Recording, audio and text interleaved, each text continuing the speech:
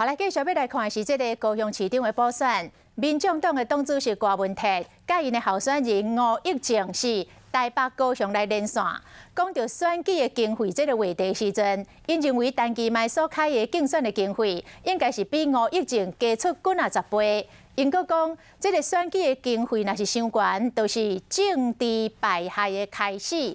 陈其迈回应讲，选举的经费会如实如期来公布。那李美珍今仔日是因的前主席朱立伦来陪伊扫街拜票。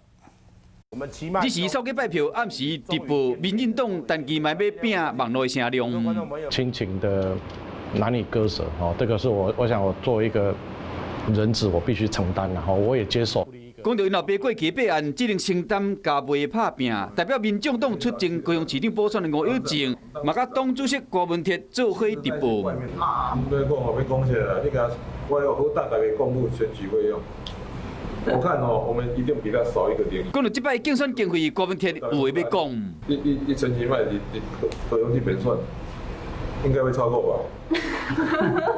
不是2000万哦，这应该超过啦，我跟你讲。人讲陈其迈选举连开足济，陈其迈是讲监察院新部时对公开拢无问题。